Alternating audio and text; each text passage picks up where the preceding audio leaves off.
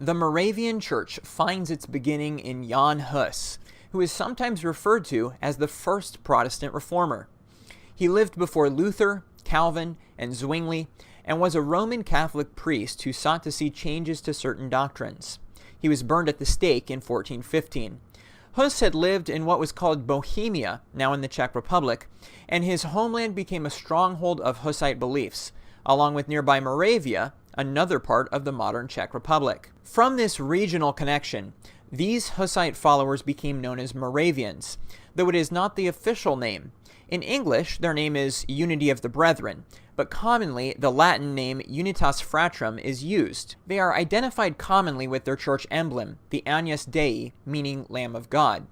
Moravians have historically been very involved in missionary work, sending hundreds of lay people as missionaries within the first several decades of their existence as a movement. Moravians fought for religious freedom and the ability for everyone to read the Bible in their own language. So what do Moravians believe? Historically, Moravians have been hesitant to embrace creeds, and from the past to the present would make very broad statements on doctrine. Their motto is, in essentials, unity, in non-essentials, liberty, and in all things, love, a phrase that is heard quite a bit now among many Protestant religious traditions. In 1909, J.E. Hutton wrote the book A History of the Moravian Church, in which he wrote the following. In these days, the question is sometimes asked, what is the Moravian Creed?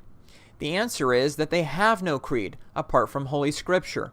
For the creeds of other churches they have the deepest respect. They have declared their adherence to the Apostles' Creed. They confess that in the Augsburg Confession the chief doctrines of Scripture are plainly and simply set forth. They have never attacked the Westminster Confession or the Articles of the Church of England. And yet they have never had a creed of their own, and have always declined to bind the consciences of their ministers and members by any creed whatever. Instead of binding men by a creed, they are content with the broader language of Holy Scripture. At the General Synod of 1857, they laid down the principle that the Holy Scriptures of the Old and New Testament are, and shall remain, the only rule of our faith and practice, and that principle has been repeatedly reaffirmed. Here's what the Moravian Church in North America website says about what is essential. According to Moravian teaching, 6 things are essential. God creates, and God's creation is good. God redeems, God blesses, and we respond by having faith in what God has done and is doing, by loving God, loving ourselves, loving our neighbors, and loving our enemies, and by looking to the future with hope because we know we will be with God. However, today the Moravian Church recognizes the following creeds: the Apostles' Creed, the Athanasian Creed, the Nicene Creed, the Confession of the Unity of the Bohemian Brethren of 1535, the 21 Articles of the unaltered Augsburg Confession, the Shorter Catechism of Martin Luther, the Synod of Bern of 1532, the 39 Articles of the Church of England, the Theological Declaration of Barmen of 1934, and the Heidelberg Catechism. The Moravian Church recognizes 2 sacraments, baptism and the Lord's Supper. These 2 things are also recognized by Independent Baptists, but as the 2 ordinances, as Independent Baptists reject sacramentalism. On baptism, Moravians accept immersion, pouring, or sprinkling, with sprinkling being most common. Independent Baptists only practice immersion.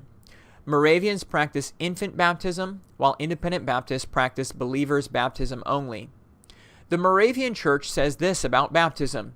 Through baptism, the individual receives a pledge of the forgiveness of sin and admission into the covenant of God through the blood of Christ.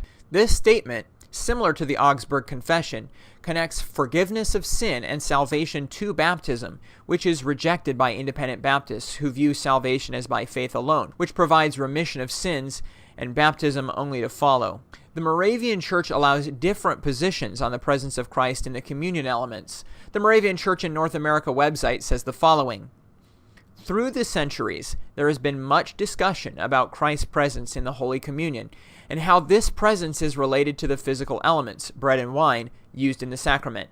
Some churches have maintained that when Christ said, "This is my body, this is my blood," he meant to leave us only a memorial meal. Others have insisted that Christ physically communicates his body and blood to us under the appearance of bread and wine. Still others have adopted positions somewhere in between. The Moravian Church has always tried to avoid being drawn into such disputes. Moravians practice open communion, while many independent Baptists restrict communion to other independent Baptists of like faith and practice, or to the local congregation only. Before and after communion, Moravians shake hands with each other, termed the right hand of fellowship.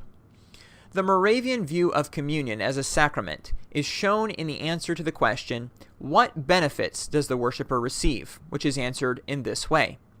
Communion provides a means of appropriating God's grace. It makes us aware of our sin. It makes the presence of Christ more real and effective in our lives. It brings spiritual strength and joy for daily living. It brings assurance of eternal life. It deepens the sense of fellowship or community with other believers. Independent Baptists reject the view that God's grace is given through any act of human merit, whether that be communion or any other moral action. They reject that assurance of eternal life can be found through communion as well. Though not viewed as a sacrament, Moravian churches practice confirmation of those who are baptized as infants. Independent Baptists do not have confirmation. Moravian churches, with small exception, do not teach the evangelical doctrine of a necessary one-time born-again experience, and are in this similar to most mainline churches in America today.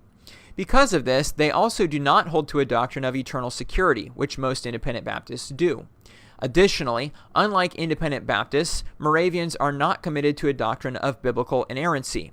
In fact, the Moravian Church in America, consisting of the northern and southern province, is in full communion with 3 other denominations, all mainline ones: the United Methodist Church, the Evangelical Lutheran Church in America, and the Episcopal Church, and is also a member of the World Council of Churches. Independent Baptists mostly reject being part of ecumenical or interdenominational connections. Moravians have long been open to theological liberalism. Friedrich Schleiermacher, often called the father of modern liberal theology, was partially educated in a Moravian school, and the early Moravian churches in America were often home to unorthodox theology. The northern province of the Moravian Church in America allows ordination of gay and lesbian ministers and allows marriage of same-sex couples. These are not allowed in independent Baptist churches.